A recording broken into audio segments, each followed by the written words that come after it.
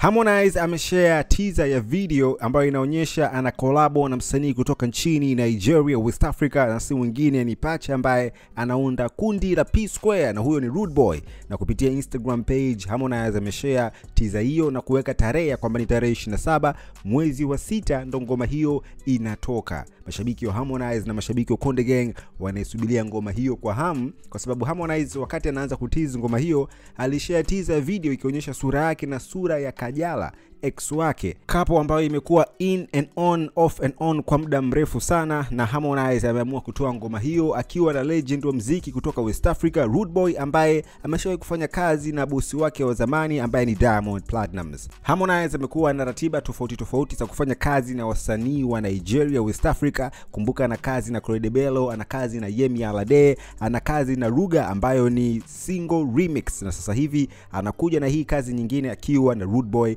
kutoka P Square. Mashabiki wa Konde Gang wanatakiwa wajiandae kwa sababu 2025 ni mwaka ambao Harmonize kwa namna moja ama nyingine ameamua kudondosha hit song after hit song. Teaser hiyo ya ngoma mpya Harmonize ambayo yupo na Rude Boy ina mistari ya mapenzi ambayo mashabiki wengi wanaweza relate na yale ambayo yanaendelea kati ya Harmonize pamoja na Kajala, kwa sababu ni kama Harmonize ameandika sana kile kitu ambacho anapitia akiwa kwenye mahusiano. Kama unakumbuka, Harmonize alisema ya kwamba inspiration kubwa ambayo anaipata wakati wa kuandika nyimbo ni pale ambapo anakuwa heartbroken ama anakuwa anapitia feelings ambazo ni ngumu kwenye maisha yake. So let's wait and see tuweze kuona ni kazi gani ambayo ipo kwenye hiyo collab ya Harmonize pamoja na Rude Boy, lakini pia tusikie unyama ambao Rude Boy atakuwa ameweka kwenye collaboration hiyo ambayo atakuwa na Konde Boy, au sio? And on the other story, Diamond Platnumz anaendelea kufanya vizuri kwenye show zake ambazo anazifanya Europe pamoja na nchini Marekani. Kama unakumbuka, recently alikuwa na show Summer Jam na akadondosha bonge moja la performance. Ja Rule, moja kati ya rappers wakubwa USA,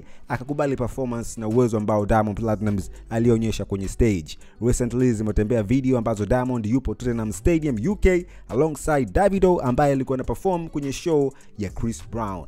Diamond amekuwa nje ya TZ, nje ya Africa kwa muda mrefu akifanya kazi zake za hapa na pale, and hopefully kazi hizo zitaleta collaboration nyingine kubwa ambayo itakuwepo kwenye album ambayo Diamond Platnumz ametangaza ya kwamba anaweza kuachia anytime from now. Alongside project nyingine ambayo ni Young, Famous and African, Netflix series ambayo inaonyesha maisha ya mastaa wakubwa hapa Afrika, na Diamond Platnumz yupo kuanzia season ya kwanza mpaka ya 3, and hopefully atakuwepo season ya 4 kama ambavyo amesema anaweza kawepo. Kumbuka kwamba Netflix series hiyo inaonyesha lifestyle, lakini pia personal issues, lakini pia hata wakati wa kutengeneza kazi zao za sanaa. So let's wait and see tuweze kuona season 4 italeta kitu gani kwenye Netflix series hiyo ambayo Diamond Platnumz amesema atakuwepo, lakini pia album ambayo amesema anaweza ka drop anytime from now. Endelea kusikiliza PJ Classic Media uweze kupata updates, and don't forget to subscribe on our YouTube channel at PJ Classic Media.